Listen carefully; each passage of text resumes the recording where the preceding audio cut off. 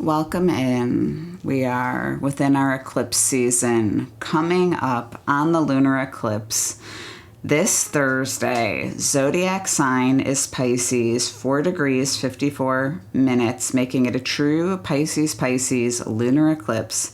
And there's only one thing to do.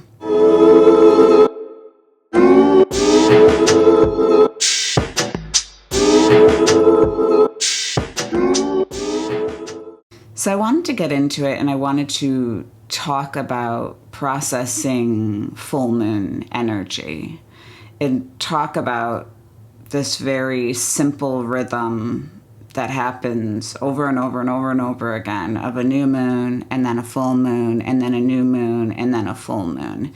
Because an eclipse always happens in pairs. So what you'll notice, and the reason we can even say eclipse season, is because when one eclipse appears, another eclipse appears. We're going to have one in a new moon, and then we have one in a full moon, or it's the opposite direction. We have one in that full moon, and then the next one follows in a new moon. And so it's a pairing. It is a way of working with energy that very powerful. And traditionally, if you just look at a regular new moon and full moon, meaning you whittle it down, you're saying new moons are a beginning energy, they're the intention, and then the full moon is the letting go and the cultivating and the release, right? And so there's a calling in, there's a releasing out, and it becomes an ever-present process similar to our breath. Right? So we know that the physical body breathes. We inhale, we exhale. It's really fascinating because in my studies, we study this in psychophysiology, like how the breath is one of the only things we have conscious control over and how it sends like a cascading response through your entire body. So if you measure like the physiology, if you measure how tense your muscles are or how much you're sweating or how fast your heartbeat is moving, and you start to breathe slower, you literally, within a few breaths, make an incredible amount of change in your life. And it's so simple that nobody cares. It's so simple. Like, think about it this way. Like, breathing has been being trained to us as humans for a very long time. It's been a part of yoga, meditation, just like a basic, like, hey, you should breathe a little slower. And it's totally, and I mean totally overlooked, but it's the new hotness in science because of it can finally be measured in such a way and seen through equipment that it's like, oh, wow, yeah, now we have the proof. But that is what I think is so fascinating.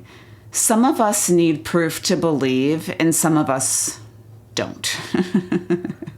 And I am one of those people who has always needed proof to believe. And it is a frustrating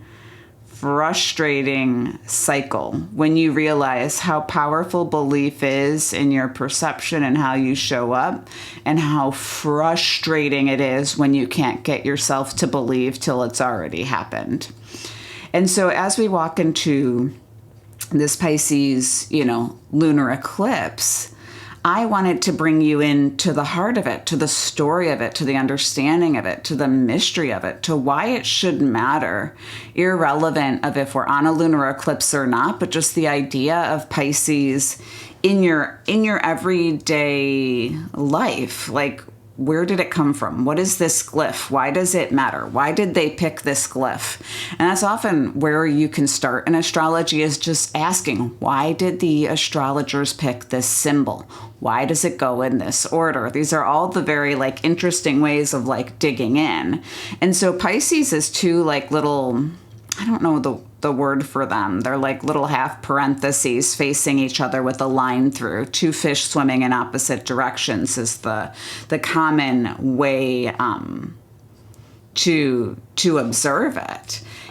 I'm trying to think of the best way to kind of share this without going into the whole full-blown story, because I'm not an expert on any of these myths at all, but the Pisces symbol is derived from our ancestors, right? They built it in to the language. They were inspired by their time and the stars and positions in their stories. And it was connected to the story of Aphrodite and her son fleeing, right? I guess a monster was chasing Aphrodite and her son, and in order to protect herself, they had to jump into the water, into a stream together. And in order to keep them alive and to keep them safe and for her to not lose her son, she corded herself to her son, so that they wouldn't be lost from each other. So two fish, and that line between them is the cord. It's the idea of being bound. It's the idea of being committed. It's the idea of being connected to other people. And you can think about this and sit with this and process commitment and the idea of a cord or the idea of a bond. And that's exactly what I did, because astrology is about changing the conversation internally and hopefully externally. That's a powerful way to do it. And when I started thinking about it, the first thing I remembered was I had this conversation years ago with someone that I actually really looked up to and respected.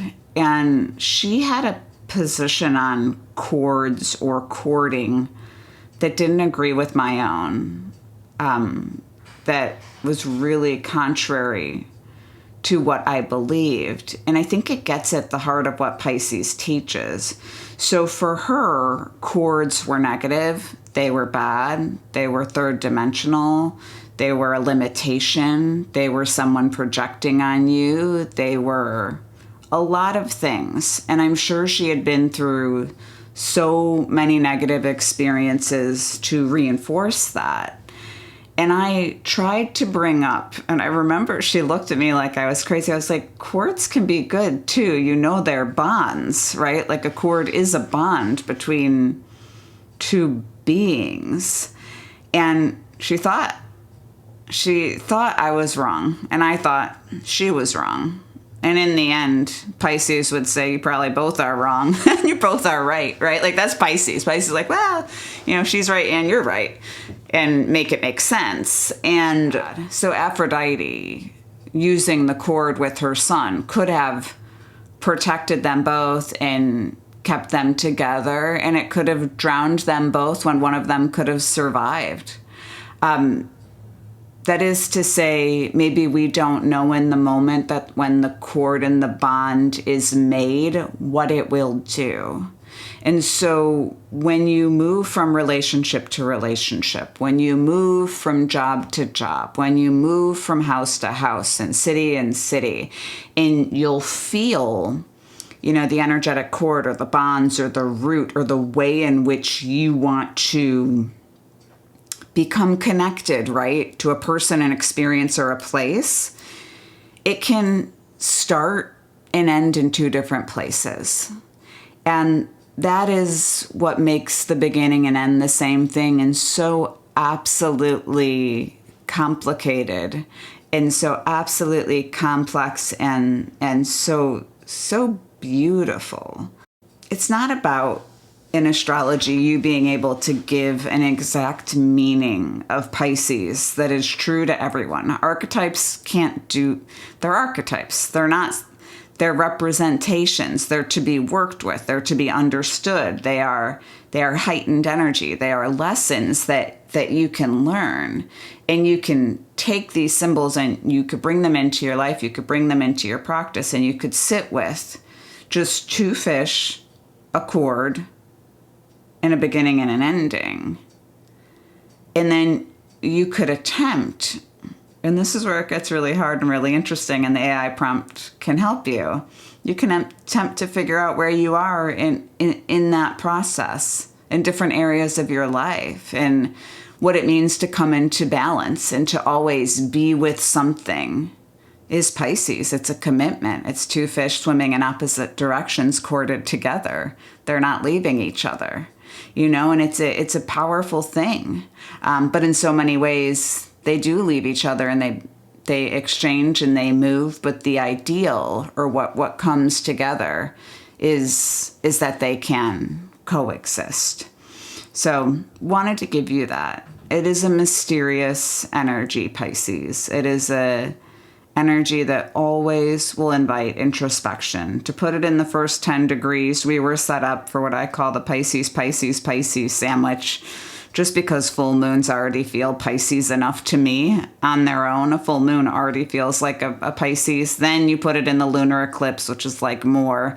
Then it's in the first, it's in the zodiac sign Pisces in the first 10 degrees. So we are so much Pisces. And if you happen to be a Pisces, I would bet you feel this more. Even if you're one of the other water elements like Cancer, Scorpio, and Pisces, like I was saying with the decans, they all interconnect. And it's like on a piano, when you strum one note, that vibrates in the higher octaves at the same times because of this connection. It's not a made up thing. We see it in physical reality, how things connect and how movement in one area creates movement in another. So take your time, sit with it, process, be one with the idea of two fish swimming in different directions. Let the line be the cord or the bond, positive or negative. Thank you so much for being here. I'll see you next week.